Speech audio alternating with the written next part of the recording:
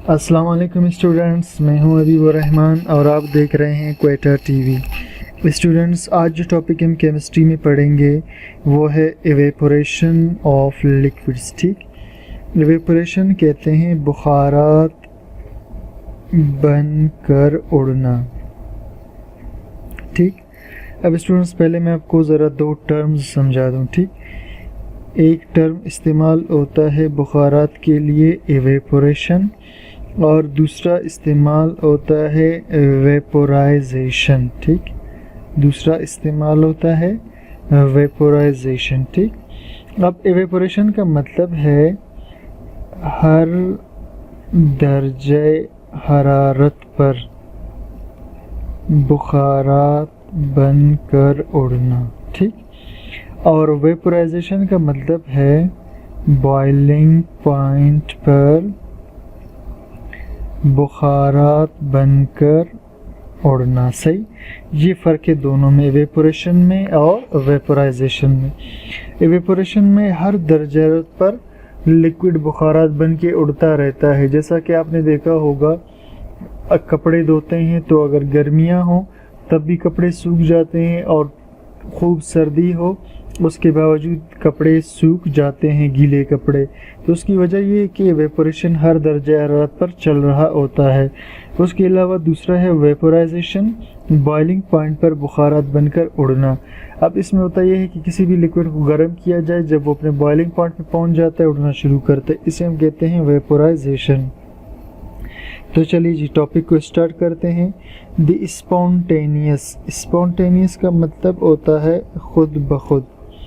Spontaneous conversion of liquid molecules, खुद ब खुद तब्दील हो जाना लिक्विड मॉलिक्यूल्स का इनटू वेपर्स बुखारात में, इन एन ओपन कंटेनर एक खुले बर्तन में, एट ए गिवन टेम्परेचर एक ख़ास टेम्परेचर पर, इज़ कॉल्ड एवेपोरेशन, इसे कहते हैं एवेपोरेशन। यानी इसका मतलब ये हुआ कि कोई भी खुला बर्तन हो और उस बर्तन के अंदर कोई लिक्विड मौजूद हो। सही, तो इस लिक्विड का खुद ब खुद वेपर बन कर के उड़ना। ठीक है, इस लिक्विड का खुद ब खुद वेपर्स बन कर के उड़ते रहना, इसे हम कहते हैं evaporation. Consider a liquid present in a beaker, फ़र्ज़ करते हैं कि एक लिक्विड है जो एक बीकर के अंदर मौजूद है। Molecules of liquid have higher as well as lower kinetic energy, liquid के मॉलिक्यूल्स रखते हैं ज़्यादा और कम काइनेटिक एनर्जी। यानी इसमें बाज़ मॉलिक्यूल ऐसे होंगे जिनकी काइनेटिक एनर्जी बहुत ज़्यादा होगी और बाज़ मॉलिक्यूल ऐसे होंगे कि जिनकी काइनेटिक एनर्जी लोअर होगी। तो स्टूडेंट्स, ये जो हायर काइनेटिक एनर्जी वाले मॉलिक्यूल है इनकी हरकत तेज़ होगी। इस तरह का मॉलिक्यूल जब लिक्विड की सतह पे पहुंचेगा तो लिक्विड की सतह पे पहुंचने के बाद इस मॉलिक्यूल का बाकी मॉलिक्यूलों के साथ जो अट्रैक्शन था वो अट्रैक्शन इसकी तेज़ हरकत की वजह से ये अट्रैक्शन क्या हो जाएगा, ब्रेक हो जाएगा। ठीक है, इसके बीच जो अट्रैक्शन था ये अट्रैक्शन ब्रेक हो जाएगा और ये जो मॉलिक्यूल था लिक्विड का ये उड़ करके ऊपर चला जाएगा, वो ये वेपर बन जाएगा। ठीक, ये क्या बन जाएगा, वेपर बन जाएगा। तो फ़र्ज़ करते हैं लिक्विड मौजूद है बीकर में, मॉलिक्यूल लिक्विड के ज़्यादा और लोअर काइनेटिक एनर्जी दोनों रखते हैं।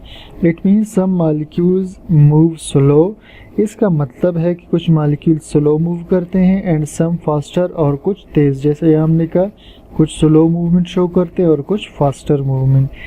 It means some molecules move slow and some faster. When a fast moving molecule reaches the surface of liquid, जब एक तेज़ हरकत करता मॉलिक्यूल पहुंचता है सतह पर लिक्विड के, जैसा कि ये सतह पे पहुंचा,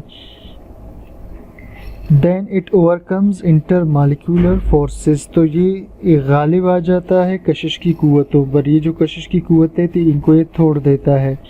and escapes into atmosphere, और ये भाग जाता है, चला जाता है एटमॉस्फेयर में in the form of vapour, vapour की शिवल में। दिस इज कॉल्ड एवेपोरेशन, इसे एवेपोरेशन कहते हैं।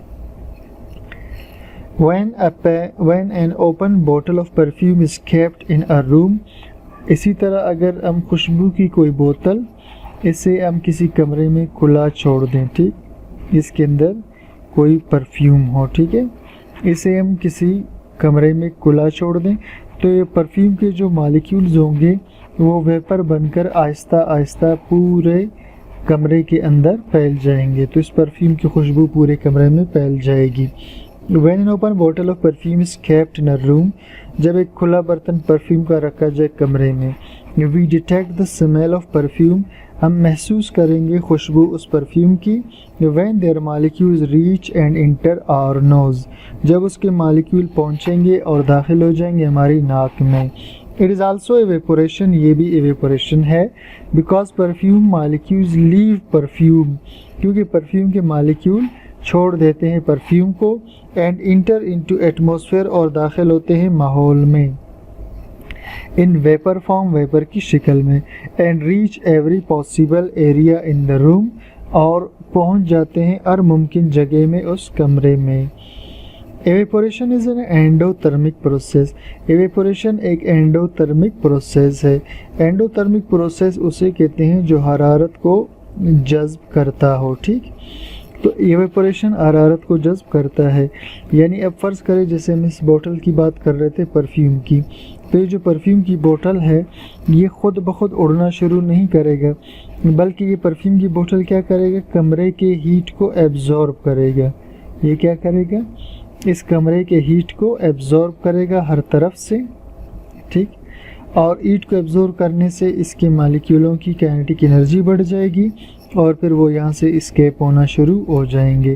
तो इसे हम कहते हैं एंडोथर्मिक प्रोसेस, हीट एब्जॉर्ब करना। Evaporation is an endothermic process because energy is needed, क्योंकि एनर्जी की ज़रूरत होती है to overcome intermolecular forces, गालिब आने के लिए कशिश की कुव्वतों पर, यानी कशिश की कुव्वतों को तोड़ने के लिए। इसके बाद हम डिस्कस करते हैं फैक्टर्स अफेक्टिंग एवेपोरेशन, वो चीज़ें जो असर डालती हैं वेपर प्रेशर पर, ठीक। तो इसमें पहला है टेम्परेचर। स्टूडेंट्स ये तो बिल्कुल एक कॉमन सा कॉन्सेप्ट, सिंपल सा, ठीक है, कि अगर टेम्परेचर ज़्यादा होगा, ठीक है, टेम्परेचर क्या होगा, अगर टेम्परेचर ज़्यादा होगा, हायर टेम्परेचर, तो वो डायरेक्टली प्रोपोर्शनल है किसके, एवेपोरेशन के, ठीक है, या यूं कहें कि हायर एवेपोरेशन। मतलब क्या हुआ इसके स्टूडेंट्स, कि अगर टेम्परेचर ज़्यादा होगा तो एवेपोरेशन भी क्या होगा, ज़्यादा होगा, ठीक है। और इसी तरह लोअर जो टेम्परेचर है वो डायरेक्टली प्रोपोर्शनल होगा किसके, लोअर एवेपोरेशन के, और टेम्परेचर कम होगा तो एवेपोरेशन भी क्या होगा, कम होगा। इसी तरह अगर गर्मियाँ होंगी तो एवेपोरेशन ज़्यादा होगा, सर्दियाँ होंगी तो कम होगा। जैसे आपने देखा होगा कि गर्मियों में अगर किसी जगह पानी गिर जाए फर्श पे तो जल्दी खुश्क हो जाता है, लेकिन सर्दियों में वही पानी काफ़ी देर से खुश्क होता है। तो सर्दियों में एवेपोरेशन यानी ठंड में कम होता है और गर्म करने पर ज़्यादा। सेकंड है सरफेस एरिया। अब स्टूडेंट्स फ़र्ज़ करते हैं कि पानी ही मौजूद हो एक बीकर के अंदर, ठीक है, पानी मौजूद हो, और दूसरी तरफ कोई प्लेट हो और उसके अंदर पानी मौजूद हो, सही, दूसरी तरफ किसी प्लेट के अंदर पानी मौजूद हो, ठीक है, ये भी पानी से भरा हुआ हो, ये भी पानी से भरा हुआ हो। अब देखिए पानी जो एवेपोरेशन सरफेस एरिया पे डिपेंड करता है। अब इसका सरफेस छोटा है तो यहाँ से एवेपोरेशन भी कम होगा। अब चूंकि इसका सरफेस एरिया बहुत बड़ा है तो यहाँ से एवेपोरेशन भी क्या होगा, बहुत ही ज़्यादा। इसी तरह अगर एक कुआं होगा तो उसमें एवेपोरेशन बहुत ही कम, और कोई तालाब होगा या कोई झील होगा तो उसमें एवेपोरेशन बहुत ज़्यादा होगी। तो जब सरफेस एरिया बड़ा होगा, यानी हम कह सकते हैं कि higher the surface area, surface area जितना बड़ा होगा, ठीक, तो वहाँ पर higher will be the evaporation, तो वहाँ पर एवेपोरेशन भी बहुत ही ज़्यादा होगा, ठीक है। इसी तरह lower the surface area, lower will be the vapour pressure, smaller the surface area, छोटा सरफेस एरिया, एवेपोरेशन कम। तीसरे नंबर पे एवेपोरेशन डिपेंड करता है इंटरमॉलिक्यूलर फोर्सेस पर। अब देखिए स्टूडेंट्स, वाटर मॉलिक्यूल्स पर अगर हम नज़र डालें तो हमें पता है कि पानी के मॉलिक्यूलों में, ठीक है, partial positive, partial negative, partial positive charges मौजूद रहती हैं। सही। इसकी वजह से क्या होता है कि पानी के मॉलिक्यूलों के बीच हाइड्रोजन बॉन्डिंग मौजूद होती है। सही। अब एक बर्तन में पानी है जिसमें हाइड्रोजन बॉन्डिंग मौजूद है, और साथ में हम एक बर्तन और ले लेते हैं। ठीक। अब उस बर्तन में फ़र्ज़ करते हैं कि इस बर्तन के अंदर पेट्रोल है, पेट्रोल के मॉलिक्यूल्स हैं। ठीक है। अब पेट्रोल के मॉलिक्यूल्स के बीच कोई अट्रैक्शन नहीं होती। ठीक है। अब यहाँ पर चूंकि इंटर मॉलिक्यूलर फोर्सेस मौजूद है, तो इंटर मॉलिक्यूलर फोर्सेस को ईट अप होने में टाइम लगता है। ठीक है। तो जब ये फोर्स ये वाला टूटेगा तो ये मॉलिक्यूल ऊपर की तरफ वेपर बनकर उड़ जाएगा। ये फोर्स टूटेगा बीच वाला तो ये उड़ेगा। अब इसको तोड़ने के लिए बहुत ईट की ज़रूरत होती है, तो ये बहुत देर से गर्म होगा और बहुत देर से ये उड़ेगा। तो यहाँ पर क्या होगा, लोअर एवेपोरेशन होगा। ठीक है। लेस एवेपोरेशन यहाँ पर आपको नज़र आएगा, जहाँ पर इंटरमॉलिक्यूलर फोर्सेस स्ट्रॉन्ग होंगी। ठीक है। जहाँ पर इंटरमॉलिक्यूलर फोर्सेस क्या हों, स्ट्रॉन्ग। ठीक है। तो वहाँ पर आपको लोअर वेपर प्रेशर या एवेपोरेशन नज़र आएगा, और जहाँ पर इंटरमॉलिक्यूलर फोर्सेस वीक होंगी, जैसा कि यहाँ पर है। ठीक है। तो यहाँ पर हायर होगा एवेपोरेशन। ठीक है। यहाँ ज़्यादा एवेपोरेशन होगा।